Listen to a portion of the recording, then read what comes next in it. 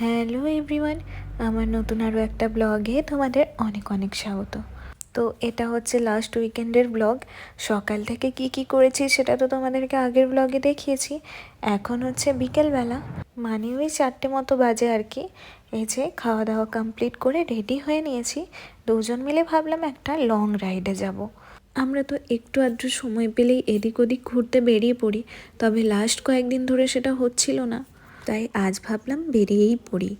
আর এখন তো হালকা হালকা ঠান্ডা পড়ে গেছে, দুপুরবেলা বেরোলে অতটা রোদও লাগবে না। আর রোদ থাকলেও এত ঠান্ডা হাওয়া দিচ্ছিল যে আর গরম লাগেনি। তো কোথায় যাব সেটা ভেবে পাচ্ছিলাম না, মানে একটা লং রাইডে যাব এটা তো ঠিক ছিল, কিন্তু ডেস্টিনেশন কোথায় সেটাই আর ঠিক করতে পারছিলাম না। তো টিটু আমাকে বলল, চল মাসানজোর যাবি। তো মাসানজোর আমাদের বাড়ি থেকে 28 কিলোমিটার্স, খুব একটা দূরে নয়। তো দুজন মিলে সেখানেই বেরিয়ে পড়লাম। আর এই যে যেতে যেতে রাস্তায় ওই যে দূরে পাহাড়গুলো দেখতে পাচ্ছ, ওটাই হচ্ছে মাসানজোর। যেতে যেতে দেখতে পেলাম রাস্তার সাইডে এক জায়গায় ফুটবল টুর্নামেন্ট চলছে, আর সেখানে অনেক লোকজন জড়ো হয়ে রয়েছে। এই জায়গাটায় এর আগে আমি একবার এসেছি, মানে আগের বছর শীতের প্রায় শেষের দিকে এখানে এসেছি, আর এবছর শীতের শুরুতে যাচ্ছি। আর মাসানজোর যাওয়ার রাস্তাটা এত সুন্দর, কয়েকটা গ্রাম, জঙ্গল, মাঠ ঘাট পেরিয়ে যেতে হয়। আর সেই রাস্তার ভিউটা যে কত অপূর্ব সুন্দর সেটা তো তোমরা এখন দেখতেই পাচ্ছ। তবে আজকের ব্লগের বেশিরভাগ অংশটাই তোমরা রাস্তায় দেখতে পাবে, কারণ আমি আগেই বলেছি আজকে আমরা চললাম লং রাইডে। আর আমাদের ঘুরতে যাওয়ার জন্য কোনো কারণ লাগে না, যখনই ছোটোখাটো ছুটি পাই তখনই কোথাও না কোথাও একটা বেরিয়ে যায়। তো যাই হোক, এই যে ম্যাসেঞ্জর ঢুকে গিয়েছি। আর দেখো এখানে চারপাশ জুড়েই রয়েছে পাহাড়, ড্যাম তো আছেই, কিন্তু সব থেকে সৌন্দর্য হয়তো এই পাহাড়গুলোর জন্যই। আর ওই যে সামনের দিকে একটু ভিড় দেখতে পেলাম, তো আমরা প্রথমে বুঝতে পারিনি যে এখানে এত ভিড় কেন।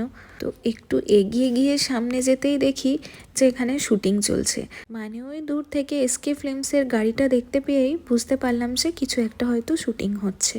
তবে কে এসেছে, কোনো অ্যাক্টর অ্যাক্ট্রেস কিছুই তখনও জানতাম না। আর এই যে দেখো একটা স্টেশন ক্রিয়েট করা হয়েছে, মানে আর্টিফিশিয়াল স্টেশন।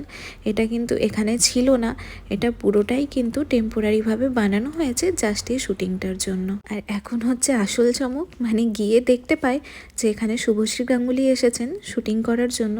আর উনি মনে হয় একজন প্রেগনেন্ট মহিলার চরিত্রে অভিনয় করছেন। আর এই মুহূর্তে শুটিং শেষ হয়ে গিয়ে মনে হয় উনি রিসর্টে ফিরছিলেন। তো আমি এই সময়টা ক্যামেরায় ক্যাপচার করতে পেরেছি। তো যাই হোক, এখানের আশেপাশের ভিউটা এতটাই সুন্দর, আমি তোমাদের পুরোটাই দেখানোর চেষ্টা করব। তাই জন্যই হয়তো এত সুন্দর একটা জায়গাকে এনারা শুটিংয়ের জন্য চুজ করেছিলেন। তো আমরা বেশ কিছুক্ষণ ধরে এই জায়গাটায় সময় কাটিয়েছিলাম, মানে কিছু ফটোশ্যুট করেছি আর ভিডিওস বানিয়েছি। জায়গাটা কতটা সুন্দর সেটা তোমরা সামনে দেখলেই বুঝতে পারবে। যেহেতু এখন জলদি জলদি সন্ধে হয়ে যায়, তাই জন্য সূর্য ডোবার সময় এই জায়গাটা আরও বেশি সুন্দর লাগছিল। আর এখানে দুটো রাস্তা রয়েছে ড্যামে যাওয়ার জন্য, মানে সোজা যে রাস্তাটা চলে যায়, আমরা আগের বার ওই রাস্তা ধরেই গেছিলাম। ওখানে গেলে সোজাসুজি ড্যামের ভিউটা পাওয়া যায়। তবে এখন যে রাস্তাটা ধরে আমরা চলেছি, এটা মেন রাস্তা থেকে বাঁদিকে নেমে গিয়ে একটা রাস্তা। এখানে গেলে কয়েকটা পাহাড়ের নিচের গ্রামের ভিউ পাওয়া যায়, যেটা হচ্ছে অপূর্ব সুন্দর। তবে এদিকে মানুষজন খুব একটা আসেন না।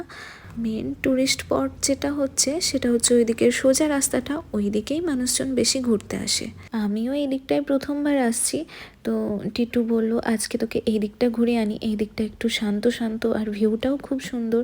তো সেখান দিয়ে যাচ্ছি। আর সব থেকে অপূর্ব যেটা লাগছিল, যে এখন রাস্তাটা দেখে তো তোমরা বুঝতেই পারছো খুবই আঁকা বাঁকা টান, মানে পাহাড়ের রাস্তা যেমন হয় আর কি। সামনেই পাহাড় আর দুপাশে ধানের ক্ষেত, দেখতে যে কি সুন্দর লাগছিল বলে বোঝানো সম্ভব নয়। আর সব থেকে যেটা ভালো লেগেছে, একটু এগোলেই আমরা একটা আদিবাসী গ্রাম পাবো। সেটা মোটামুটি বলা যায় পাহাড়ের ওপরেই, কারণ রাস্তাগুলো দেখলেই তোমরা বুঝতে পারবে।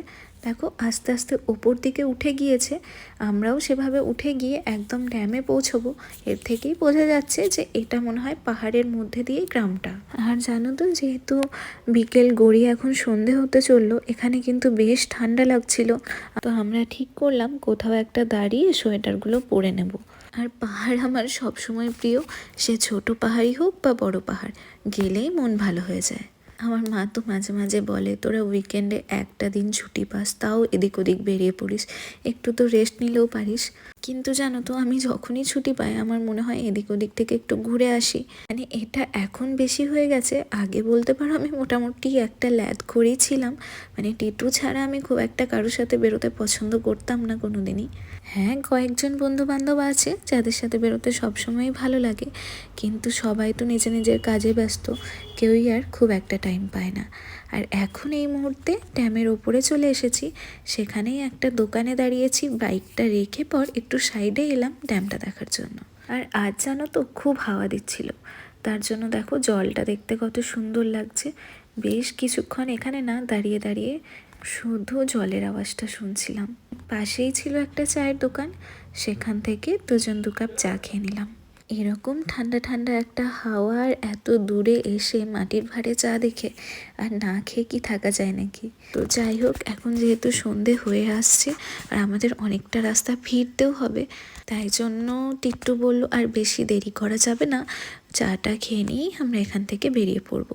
তো ইতিমধ্যে ঠান্ডার জন্য আমরা সোয়েটারও পরে ফেলেছি, এবার ধরলাম বাড়ি ফেরার পথ। ইচ্ছে করছিল আর কিছুক্ষণ এখানে থেকে যায়, মানে সন্ধে নামা দেখে তারপরেই বেরোবো, কিন্তু রাস্তা যেহেতু অনেকটা আর মাঝখানে জঙ্গলও রয়েছে, তাই বেশি দেরি করা ঠিক হবে না ভেবে বেরিয়ে পড়লাম।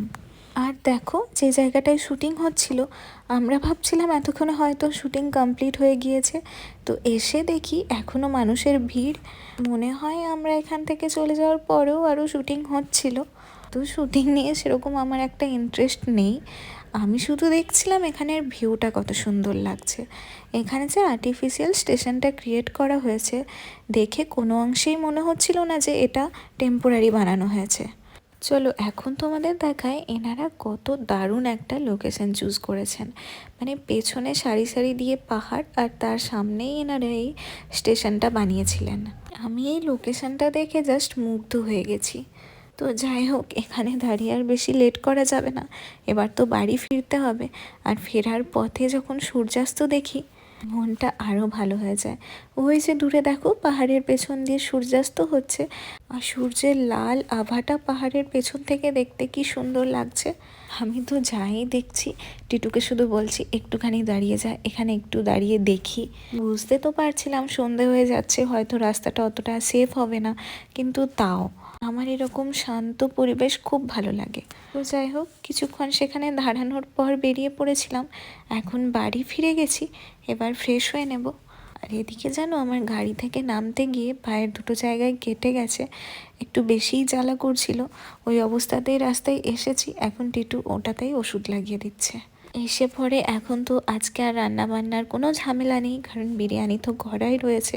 আর এদিকে উমেন্স টিমের ফাইনাল চলছে, রান্না বান্না না করা থাকলেও আজ হয়তো করতাম না, কারণ খেলাটাই এই মুহূর্তে বেশি ইম্পর্টেন্ট। টিটু একটু ক্লাবে গেল আর আমার জন্য প্লেটে করে একটা জিলাপি রেডি করে দিয়ে গেছে, এখন সেটাই খাবো আর তার সাথে খেলাটা এনজয় করব। আর এই ব্লগটা যখন আমি ছাড়বো, তোমরা তো সবাই খেলার ফলাফল জেনেই গিয়েছো। এটা যে আমাদের জন্য কত বড় অ্যাচিভমেন্ট সেটা তো আর বলার কোনো ভাষা নেই। তবে সেই দিন এই মুহূর্তে যে কী টেনশনে ছিলাম, শুধু আমি না, পুরো দেশবাসী হয়তো আমার মতো এরকম টেনশনে ছিল। তো এই দিন আমাদের ঘুমোতে ঘুমোতে রাত 2টো বেজে যায়। খেলা শেষ করে তারপর ফলাফলের জন্য আমরা এতই আনন্দিত হয়ে গিয়েছিলাম, এক্সাইটমেন্টের কারণে আমাদের ঘুমোতে ঘুমোতে রাত 2টো বেজে গেছিলো। এখন কিছুক্ষণ রেস্ট নেওয়ার পর ডিনার টাইম হয়ে গেছে, তো এখন বিরিয়ানিটা গরম করে নিয়েছি, দুজনের জন্য বেড়ে নিচ্ছি।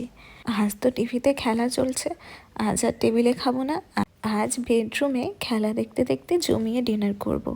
আজকের ব্লগটা তাহলে এখানেই শেষ করছি, দেখা হচ্ছে খুব শীঘ্রই নতুন একটা ব্লগে। ততক্ষণ সবাই সুস্থ থেকো, ভালো থেকো, টাটা।